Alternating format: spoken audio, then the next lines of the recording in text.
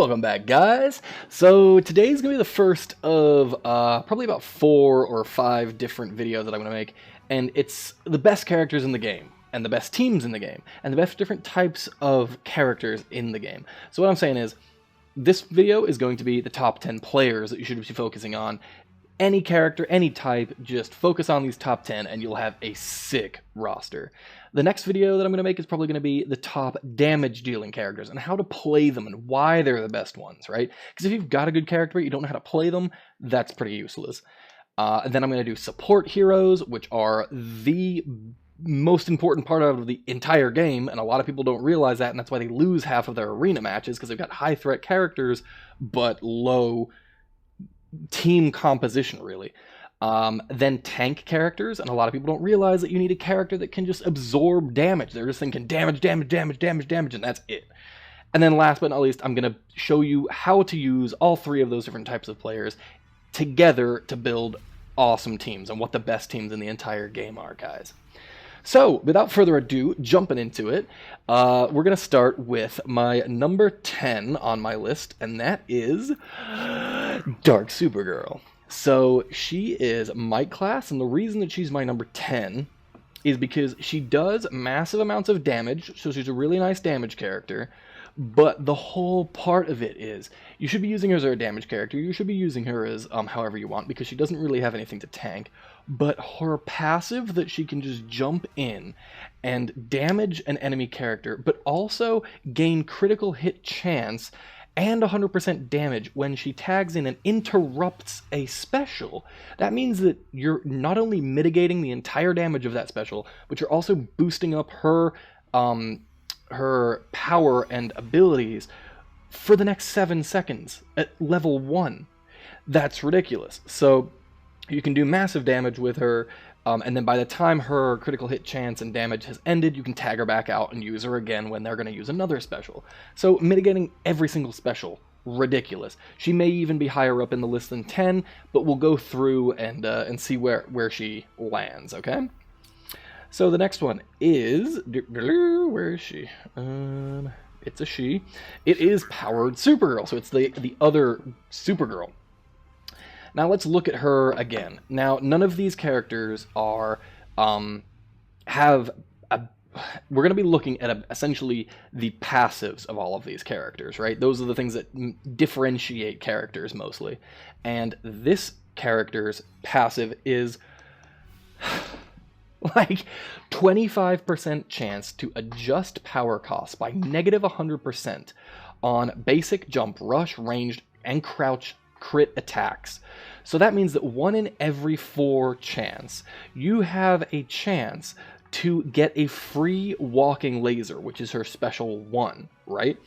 That's a bit ridiculous. So if you have a critical hit chance of 75%, so if you build this up as one of your main characters, right, and you have a 75% chance of critical hit, then that means 1 every 4 critical hits. Now, that should be about 1 in 5 hits, which means that if you're doing 1 combo, you should almost already have a a walking laser ability. And if your statistic is 75% crit chance, then you're going to get a crit on your walking laser as well. So she is going to be causing a huge amount of damage, and that's essentially, you know, helping out. You want her to have high crit chance anyway. So you're getting high crit chance, you're getting the threat off that crit chance, and you're doing massive damage for free. So tag her in, do a couple of crit moves, get a free walking laser, kill an enemy, tag out, use the power that you saved on another one of your DPS heroes. Unreal. Too good. Too good. Alright, so number 8 is SPEEDFORCE the Flash. Now, I know that you guys have seen my videos on him and how freaking broken he can be. Again, it's his passive, and this time it's also his special 1 that are absolutely broken. So if we're looking at his passive, unhittable while attacking with rush and evade. That essentially means that if he's backing up or going forwards, he's mitigating that damage, doesn't take any damage for that at all. If you haven't seen the video on how to do that already, you can play a perfect game with this character. Now, you also get 30% team fast attack chance. That means that you're doing 2 hits for every 1 hit. So in every almost 3 attacks, you get an extra free attack. So you can get a combo of like 15 on 1 set of combo if you want. He's also so fast that he can do a full combo and then just dash backwards and completely evade the other character's attack because he's faster than him. Now just please listen to this. Just please listen to this. His special 1 has a chance of, I think, about 70% when it's at level 60, maybe higher, I can't even remember, but a 70% stun chance on special 1, and it only costs 3 power. That means if he's tagged in with Dr. Fate, then it costs 1 power to stun them, 70% chance, every time he uses a special 1 that does massive damage. Again, if you put critical hit damage and attack on him, he's insane, and he helps out the rest of your entire team with that fast attack chance boost. Ridiculous. Alright, so next is, and people might think this is a little controversial. I don't. It's absolutely ridiculous. He is Dr. Fate. Now, he is unreal as well, because he can adjust your team power cost by -2. If you haven't played Dr. Fate yet, you're ridiculous. I don't know what you're doing with your life. He essentially allows any character that's got a 3 power ability to reduce it down to only costing 1 power, which is why I said Speed Force the Flash with Dr. Fate would only cost 1 power to use his special 1. That's insane. It helps you through so many missions in arena mode if you want to use them, or in the one that I've used him in the most is in campaign missions, because you just get specials after specials after specials after specials, and there's no way that you can lose. You can stun lock people with the Batman because by the time they get out of the stun, you have another bomb ready. Like, insane. As additionally, he also reduces, if you're a 5-star, he reduces the opposing team defense by 10%. So you kill them 10% quicker. Epic, right? He's a support character, by the way, if you didn't know. You're not trying to kill people with him most of the time. You're just trying to help your team kill the enemy team with him. Alright, so next I have one of my favorite characters in the entire game, Horrific Scarecrow. So I opted to get him from Arena. I just got all of the Arena medals for him and boosted him up to 5 stars before offers were even available, because I saw him as an unbelievably good character. Let's look at his stuff, right? Adjust opposing team power cost by +2. And then you also reduce the attack damage from the enemy team. Now, people always wonder why I put Horrific Scarecrow above Dr. Fate.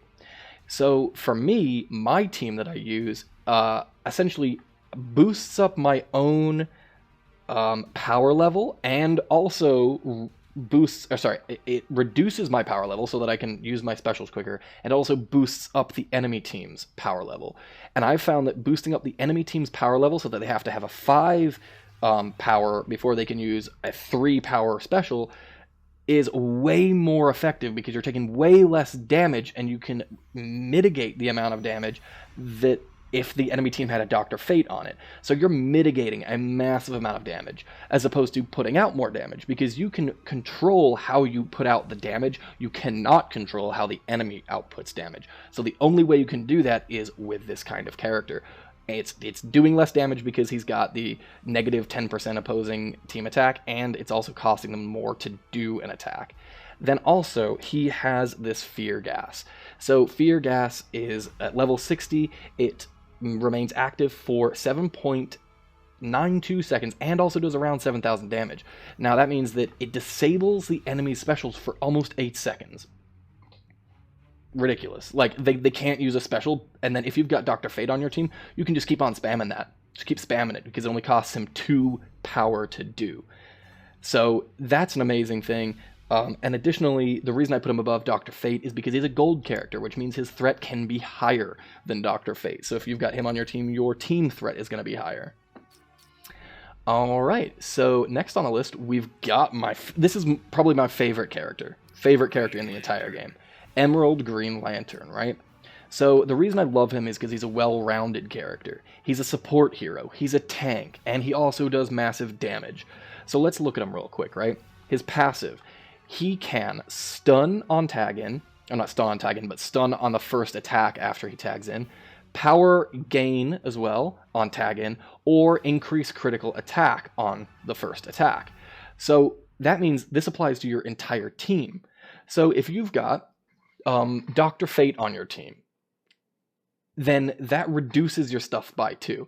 If you've got Horrific Scarecrow on your team, that increases the other team by 2. But if you've got Emerald Green Lantern on your team, if you tag in and out, you're going to get extra power that you would have gotten with Dr. Fate. So he's as good as Dr. Fate.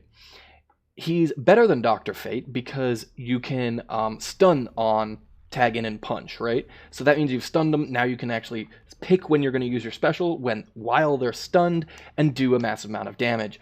And then also he's better than Horrific Scarecrow because he's also doing that critical attack damage, as well as being a tank off his special too. Unreal. Like, he does everything. Now, if we look at this, right? His special 2 is willpower, and he mitigates incoming damage for... Oh, it doesn't say how long. But it mitigates damage for about 8 seconds, I would say. Maybe a little bit less, maybe a little bit more. But he mitigates 90% of damage coming in. And it's not only just like shielding him, right? He does almost 6,000 damage off that as well. So he's tanking up huge, taking no damage. And by the time that incoming damage has finished out, he's ready to do it again because it's been 9 or 8 or whatever seconds it is. So he's a tank, he's a damage, and he's a great support, because if you're tagging in and out like you should be, you can almost get a super in maybe 10 seconds. You can't do that with other characters. Alright, so moving on. Okay, so this is a character that everyone's been telling me to get for forever. I've seen gameplay of him, I've fought against him, and I have decided to rank him as number 4. It is Atlantean Armor Aquaman. Everybody's seen the video of like a 30k Atlantean Armor Aquaman killing a 160k threat team in campaign mode. He's a monster, okay? So let's look at his abilities here. His passive is apply healing for 7 seconds on ability end for abilities to team. So essentially, anytime he uses his ability, he heals his entire team. Now, obviously, it says only 53 healing for 7 seconds, but that's at level 1, and I don't even have the character unlocked yet, so it hasn't boosted up quite yet. But that passive can be applied as many times as you want throughout the entire game. His Trident Rush only costs 3, and moving on to Power of Neptune, it's the most broken ability in the entire game, I would say. Well, no, one of the most broken in the entire game. It does damage over time, and it drains bars of power. And if I had leveled that up to level 60, it drains a shit ton of bars of power. I think it's like 3 bars of power every time it hits, and it hits like twice a second or something like that. So if the character is trapped in it for more than half a second, then they've lost an entire special. And he's also healing this whole time through this. So even if your entire team is really low on health, if he uses his special 2 a couple of times, your entire team will almost be back at half to full health, depending on how long they've been standing, or how long what level your abilities are at and stuff like that. Additionally, if you back up the opponents into a corner, which is pretty easy to do if you've ever played the game, if you back them up into their corner, you can use that Power of Neptune over and over and over and over and over, and they're stuck in the damage and the power drain, never being able to use a special while you're healing through it. I don't know what to say. He's healing, damaging, and taking away the ability for the enemy to do damage. So, yep, he is number 4.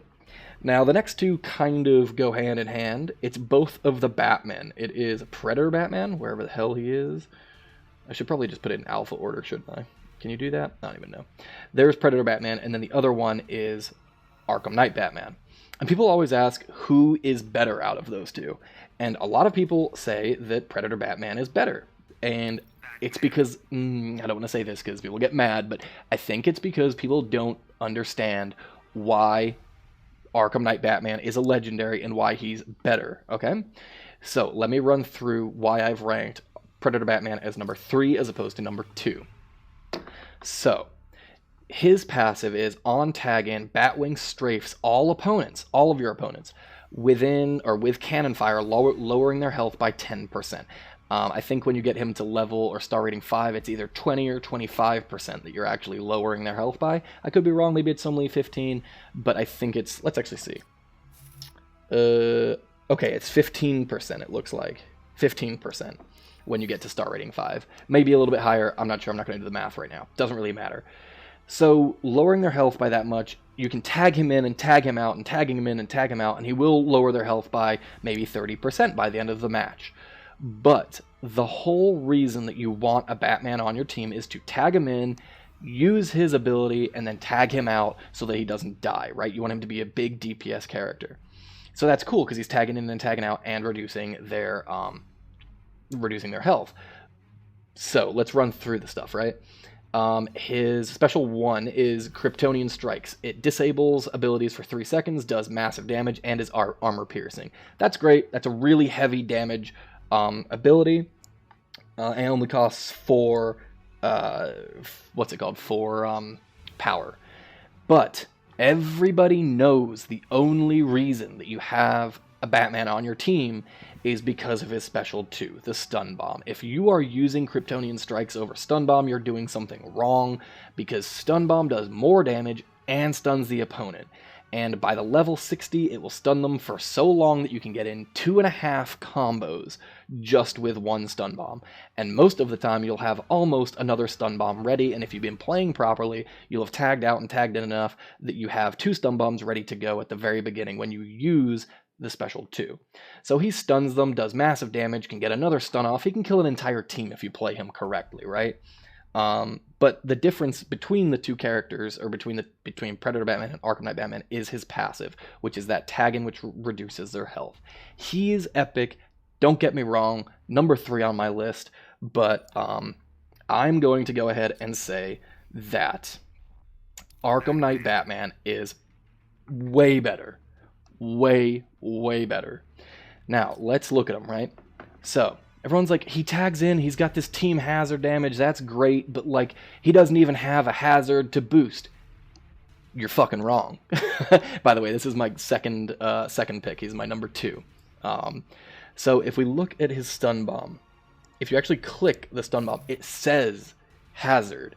His stun bomb, the actual bomb portion, you know how when he goes up and then he goes down and then there's a bomb on the ground? It's just the bomb on the ground out of the special 2. Now, it boosts the damage by 100% just of that bomb. Now, that's awesome, right? Because that means that the special 2, the reason that you're playing Batman on your team is because you want to use his special 2. It's doing a damage bonus to his special 2 by 100% to the third portion of his special. So, that's the whole portion for having him on your team. If you get his critical hit chance up, then it's doubling the critical hit damage that the end of the stun bomb is doing. It's a massive damage, and if you're gonna use it properly, you're gonna stun them for about 5 seconds. You'll continuously stun lock them and be doing that bomb, which is doing the extra damage. Additionally, I have talked to you about my top people. Atlantean Armor Aquaman, his special 2 is the thing that has the lightning on the ground that is draining enemy power and doing damage to them while they stand in it. That's team hazard damage. So it's boosting his Atlantean Armor Aquaman's damage by 100% too. It's also, if you remember my Horrific Scarecrow, his ability to, where he does I can't remember what the hell it's called, but he puts the hazard down on the ground that makes it so they can't use their special. That's team hazard damage. So pretty much any character that has hazard damage on their team, that's Supergirl, that is Starfire, that is Starfire's special 2, it is Armored Superman's special, it is, man, I can't even remember all of the characters that do team or hazard damage, but pretty much every character has an ability that does hazard damage. Emerald Green Lantern has hazard damage on his special 1. Catwoman, all of these characters have hazard damage, and there's a whole bunch more. If you look through them, maybe 50 to 70% of the characters have an ability that does hazard damage. And if you times it by 2, which is that extra 100% hazard damage, they're all broken. So just remember that that's why I've picked Arkham Knight Batman as my number 2 pick. Now, my number 1 pick out of all characters in the entire game is Unhinged Harley Quinn. Just fucking with you. No, it's not. She's garbage. Sorry, if you guys have picked Harley Quinn as somebody that you've focused on and you've built up, I apologize, but she's not a good character. Sorry. Anyway, that's a joke for me.